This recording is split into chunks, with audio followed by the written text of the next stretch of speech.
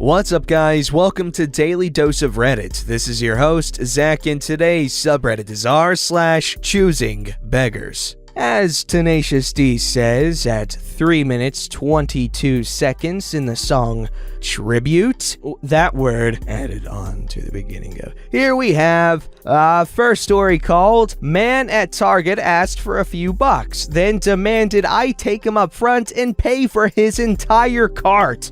Wow. Mobile warning! Now to the story. I typically never give money to anyone. I'm not the most trusting person when it comes to strangers. I'm walking through Target and I know I gotta get some Prego for some spaghetti squash later, so I turn the corner and begin browsing. As I push my cart through the aisle, this man in rather tattered clothes motions for me and hands me a clipboard. On the laminated paper, it explains to me that this man is mostly deaf and that he's struggling for money and anything helps. I stop about halfway and let him know that I don't have cash. He motions to the bottom of the paper and explains that he would be grateful if you don't have cash. You could buy an item he needs or help him partially at checkout. He starts speaking and telling me what he has, and I noticed by his voice, he's definitely very hard of hearing. His cart mostly has cheese, bread, jam, and some meat. It seems legit, and I felt bad. Being the sometimes outstanding person I am, I reach into my wallet. There's a few ones and a $10 bill. And I did say sometimes, so I just pull out the $3 and hand it to the man. He says thank you and starts unfolding the dollar bills and gets real mad and starts motioning towards his cart. What is this supposed to pay for? This is $3. This won't help me. I'm definitely taken aback by this and just say it's all I'm going to give him. This won't even pay for most of my items. Can you give me more? No, obviously. Come on, I need food. Can you at least bring my card up front and pay for it for me? This money does nothing. Again, no. I tell him I paid for one or two of his items and that's all I'm doing. He flips me off and shoves the money in his pockets and turns around. You could have at least paid for 7 or 8 of my items. This money is useless. I'm just in disbelief and just want to leave, so I start walking away. Faith in humanity lost, and $3 down in pocket change. He attempts to heckle me more, but I just leave. I let my boyfriend know what happened, and he puts me on the phone until I leave the store. What a weird day. Hey, it's okay. You know what? You try to do a good thing, and that's all that matters. If my name is Earl is to be believed, you should be fine. Man, Carson Daly's a genius for coming up with karma. That's so great because of Carson Daly, karma makes sure good things happen to good people and bad things happen to bad people. Isn't he great? Alright, here we have a story called A Literal Choosing Beggar. A Literal Choosing Beggar. This is my first post here, as I usually just lurk this subreddit. But something so insane happened today that I just had to share it, just for context. This story happens in Romania. Our currency is a Romanian leu. It's about 0.2 euros. Prices in Romania are pretty low. A bread, for example, costs 1 or 2 lei. So me and 2 friends just finished hanging out at a bar restaurant.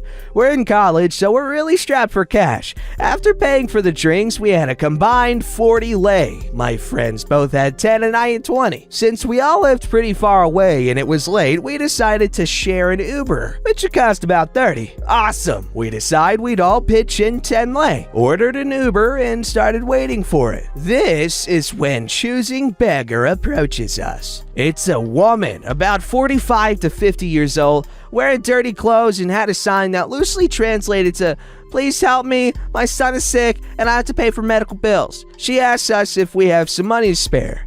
At this point, this seemed perfectly normal. just a beggar asking for cash. I still have 10 lei left, which I wouldn't spend that night, so I thought, what the heck, might as well help her. Maybe her story is actually true. I get out my wallet and hand her the 10 lei note. She takes it and looks shocked, like I had just insulted her family. This is the conversation that ensues. What the heck is this? What do you mean? Are you seriously only gonna give me 10 lei? You spoiled frickin' brat! I could see you have more! Just for your information, usually people give between 1 and 5 to beggars. 10 is actually quite generous. That is literally all the money I have left. No, you're lying! I saw you had 10 more! And points to my wallet, then to my friends. What about you, Cooters?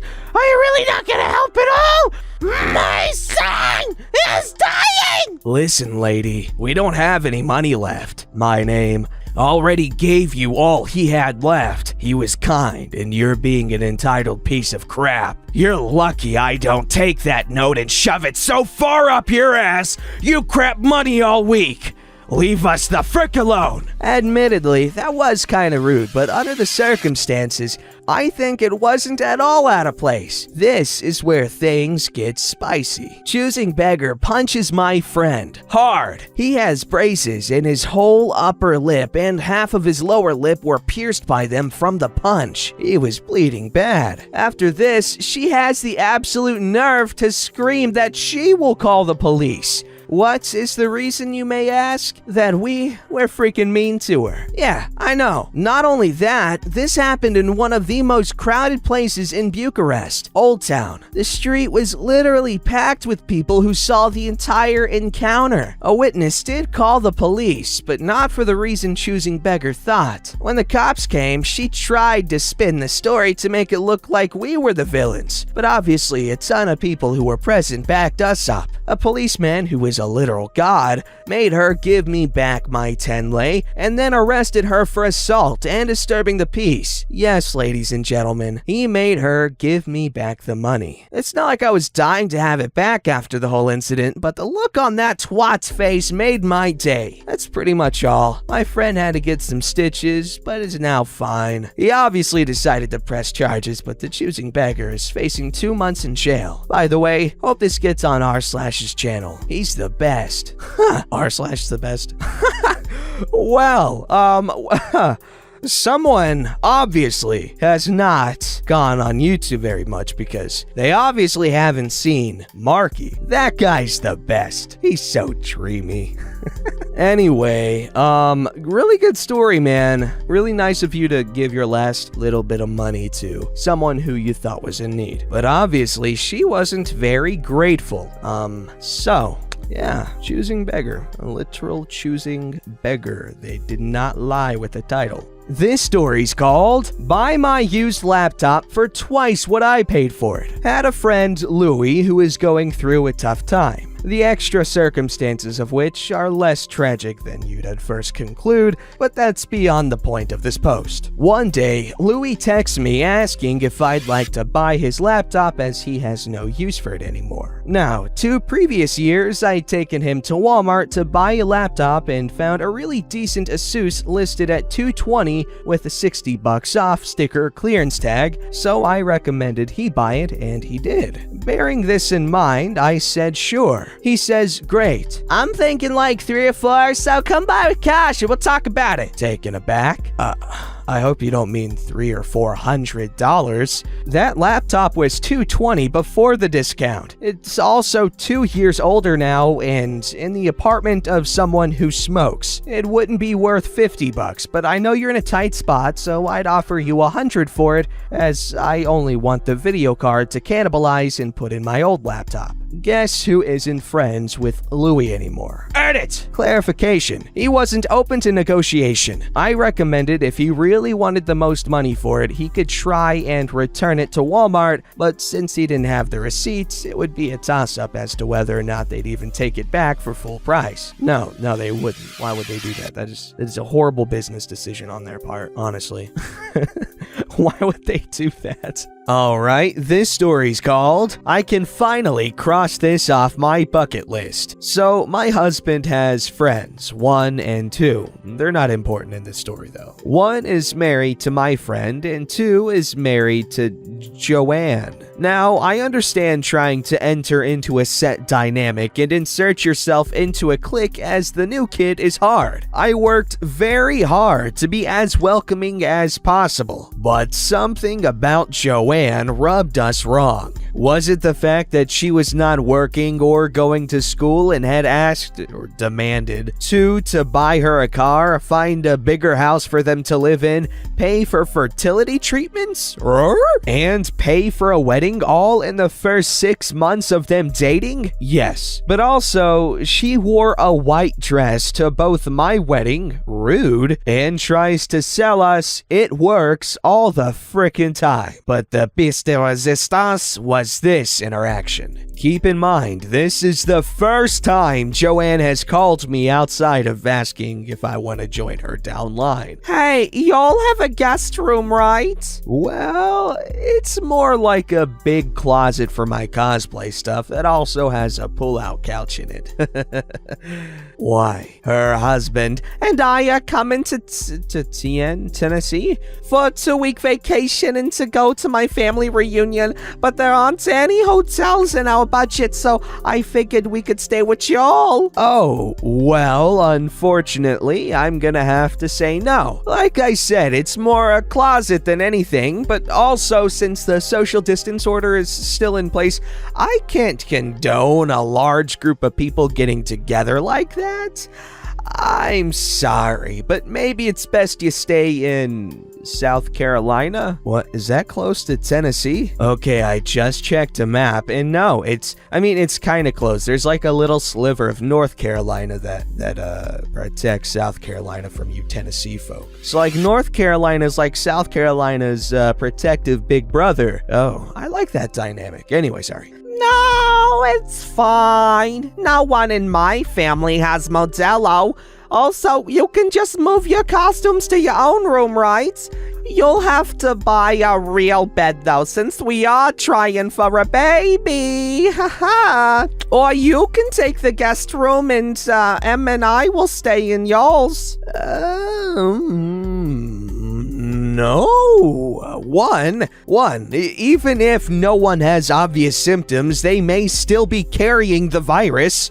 My sister is pregnant and my mother has an autoimmune disorder, and I'm not taking any risk of this thing getting to them. 2, my cosplay stuff is in the room because it's the only storage space we have. I'm not shoving it into my bedroom where it won't fit. 3, we can't afford a new bed or there would be one in the guest room. And 4, you are not screwing in my bed, ever. What the? Well, I see how it is. You know, I told her husband you are a selfish, two-faced bimbo, but he swore my husband wouldn't be with someone like that. Obviously, they're both wrong.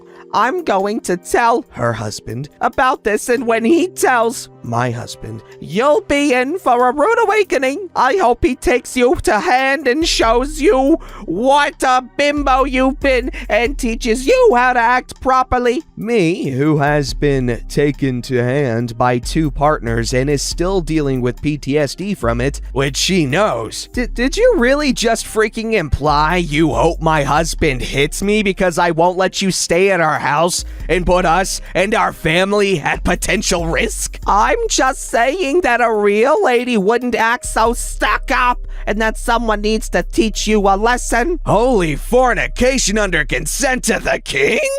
What is this, 1820? You're psychotic. I'm gonna tell him all of this so that when your husband calls to complain, you'll have the full freaking story, you crazy ass. I'm gonna block you now. Kindly step off forever. I knew you were a heartless cooter. You never do anything for anyone. You couldn't even support my business venture and probably laughed with my friend. And when I had to stop selling my products because of people like you telling everyone my products are toxic, screw you! So that's my tale of woe, or bafflement at least.